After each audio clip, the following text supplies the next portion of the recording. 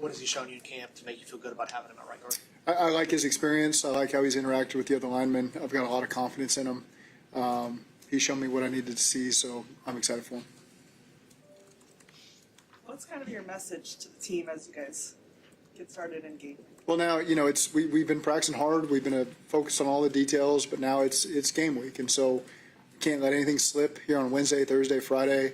We got to be on top of everything, and it's a really focused team right now. There's an urgency that's ramped up, and I'm excited as I see that and anticipate feeling it in practice, and get these guys, get them ready to go, get themselves ready to go. Coaches are ready to go, so again, it's upon us now, and we're excited about it. You said you can see urgency. What have you seen that shows you that? Just demeanor, just the urgency to get stuff done in the walkthrough, get things corrected, everyone be on the same page.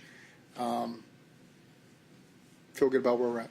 When you look at the continuity on offense and then having the full camp with Joe and everybody and Jamar and everybody, what do you feel like you got, like the level you guys reached in terms of what you have in and what you can accomplish, considering the continuity and the chemistry?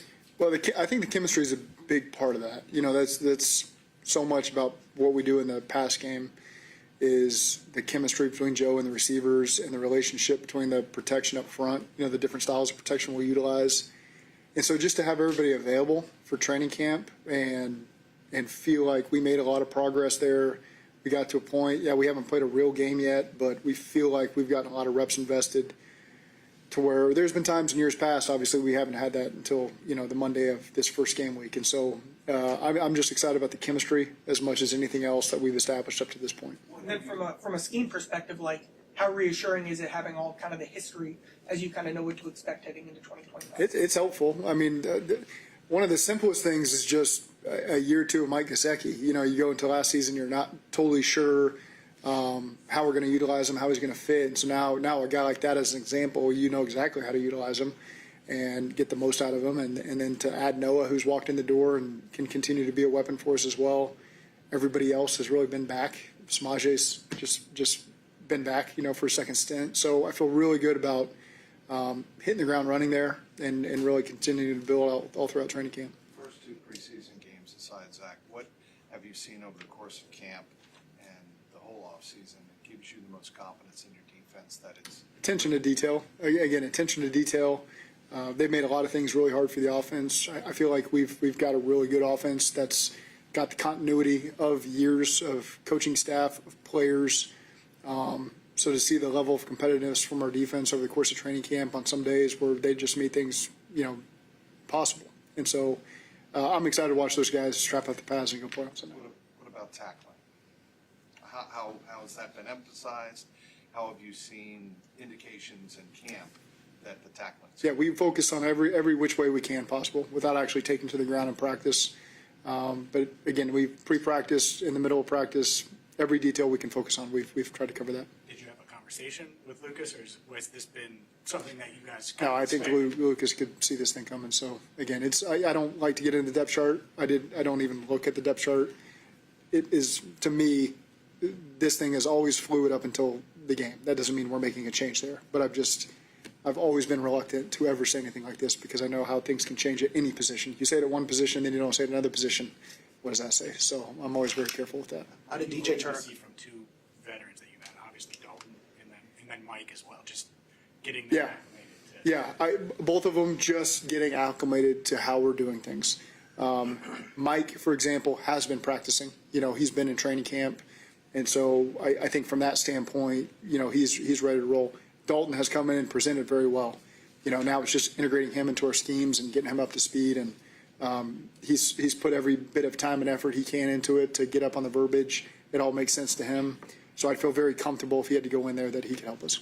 Zach, it feels like there are less questions around this team this year heading into the first game. I don't even list all the examples from last year, but is that a bit of a superpower for you guys to have so many things answered essentially going into this game? No, every year is a new year. Every first game is a new first game. And so we just have to focus on the things we can control. I don't worry about whatever questions people have on us. Every day we've got things we're trying to focus on and improve on and try to turn some weaknesses into strengths of ours. So I feel comfortable with where we're at. I'm not worried about what questions people do or don't have about us. We just have to go out there and play well. How did DJ Turner come through practice on Monday? Good. He's in great shape. You think he'll go full today? Yes. How about the Browns Bengals running game, Zach? Obviously not no Nick Chubb anymore, but obviously they had Jerome Ford. You saw him last year. Yep. How are they different? How are they the same? Well, it's they have a really experienced offensive line.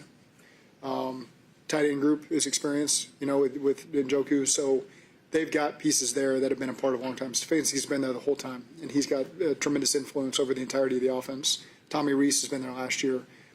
Mike Bloomgren, who's had success as a coordinator, as a line coach everywhere he's been. So I feel like there's a lot of continuity there. Of course, they're going to have things that they've identified that they want to present as the season starts. But again, they've always had a really good run game, always one that takes great focus from the defense. That's an element that we certainly have to address. But to sit here and predict what exactly it's going to look like, I can't do that. But I know that they put a lot of time and attention into their run game, and they expect it to be pretty good. Looking Are at there any you. elements, Go ahead, Butch. thanks. Are there any elements of an opener that you can look on and say this is definitely going to happen, or is that the thing about an opener? You got to expect everything. I mean, is that? Yeah, I think the things that don't have to do sometimes with scheme or talent level factor in. Penalties, turnovers, field position, all that kind of stuff factors into these games, as there's no known commodity as you walk out there on an opening day. There's always going to be questions that you're sorting out as the season progresses, and so early on you got to do the little things really well. I know last year on opening day we did not do the little things really well, and so that's certainly a focus for us right now. How has Al Golden impacted you in as a head coach over the course of this camp, entering week one, just as a feel for going into it? How has he impacted how you feel? Well, I like his confidence, because he's put in the work, and it's earned confidence that he's put in. He's put in the time to make sure that this defense is prepared to help our football team win. I see that firsthand from him every single day. There's just little things I couldn't even specifically give you off the top of my head that you can see as a head coach. Al's experience there, where just some quick one-hitters on things he thinks can help us, help me. Doesn't want any of the credit for it. Just, hey, here's something I think can help you. And it's not long, it's not elaborate, it's just a quick hitter, and I appreciate that, because you can tell someone who's been in this role before how they like to communicate. And so I do appreciate that about him, and he's helped me a lot in that way. Charlie, do you have something?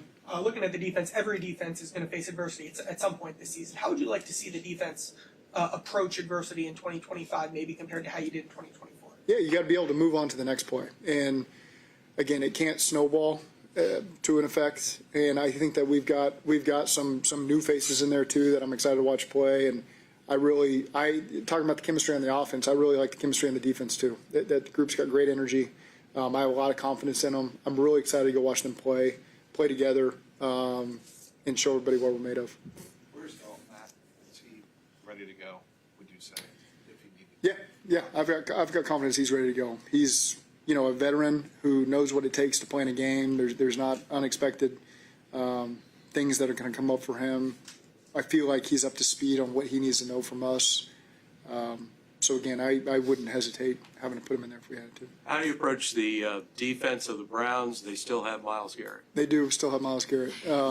Yeah, he's one of the best to do it, and Denzel Ward's right there with him as well. I think those are two guys that are at the tops of their positions, and they impact the game in a lot of ways. And they've just got a really good defense around those two guys. So not only do they have two guys, on the front end and the back end, but the rest of the defense is well coordinated, well coached. They play with a lot of energy, a lot of disruption, and they can make things difficult for you. And we've seen them as much as we've seen any team, and obviously got a lot of respect for them. And it's going to take everything we got to put together a winning game plan and go execute it. Personally, what's it been like for you to get ready for this year 7 for you? What's maybe anything different compared to previous years? I can't really think of anything different that way, because you just take it day to day. And I'm just trying to get myself organized for the next day, try to keep the team organized, keep everyone with a clear message right in front of them, to make sure that we don't leave anything unnoticed. And so that's just what I focus on every day. How that's different from year to year, it's hard to say, because you evolve every second that passes. You're evolving, and you're not even really.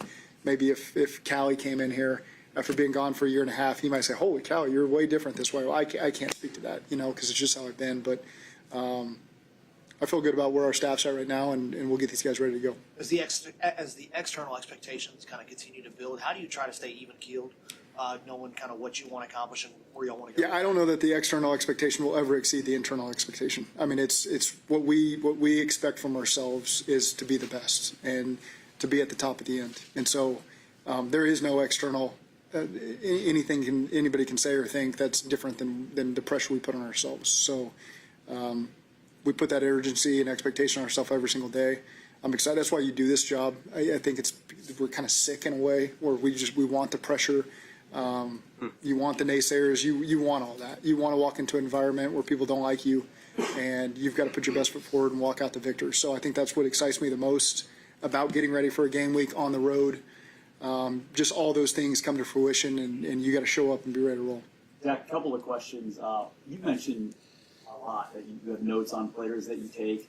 Those handwritten notes, you type those out. What's the process for you? It's handwritten. I can't. Notability, I don't know what that is. That's every coach uses it on our staff. They all have their iPads or computer. I don't even know what they are. Laptops, iPads, Surfaces, whatever you call them. They have the little magic pens.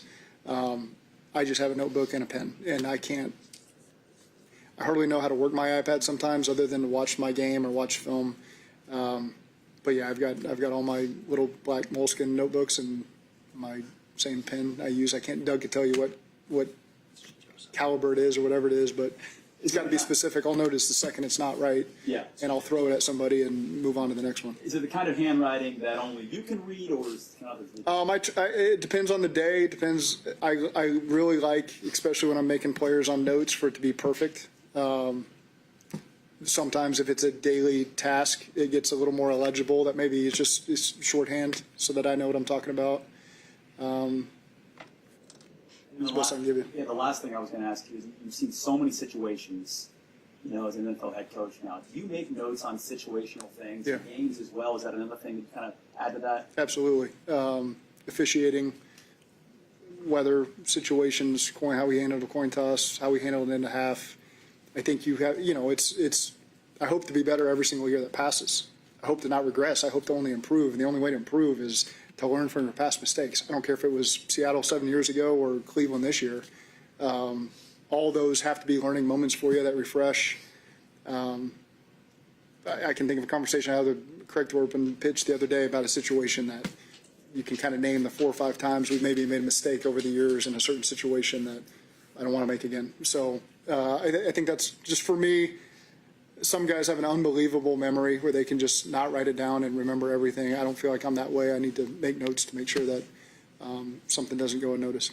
Zach, with the changes you guys have made at guard, especially having a rookie Dylan Fairchild starting, how prepared do you feel those guys are for what they're probably going to see Sunday against a Jim Schwartz defense that's got a couple new defensive tackles between one division overall, and not to mention when they kick Miles Garrett inside in those situations?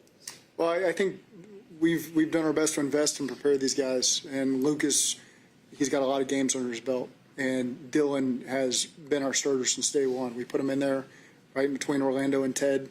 And it's been on everybody to help him develop as well. And he's taken it upon himself and done a really good job. So I'm excited to watch those guys play. I'm excited to watch the entire unit play. Those guys have bonded well together. And so I expect to get their best on Sunday. Physicality of training camp has been noticeable. Guys have gotten after it in the trenches pretty well. Yep. In 7-on-7, offensive, defensive line going after each other, run game, pass game. I know it's intentional. You expect it to have a big payoff for you? I do. Yeah, I do. I think just the liveness of playing the games will help us in some small way. At the first drive, we go out there, isn't their first drive together, with nobody on the field and people in the stands. And so, again, you never know until we go out there and do it. But again, I have high expectations for our group. Okay, thank you.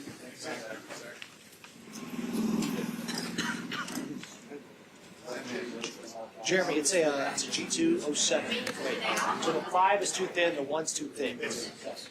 Oh, and I don't need those notes from you. You're starting quarterback.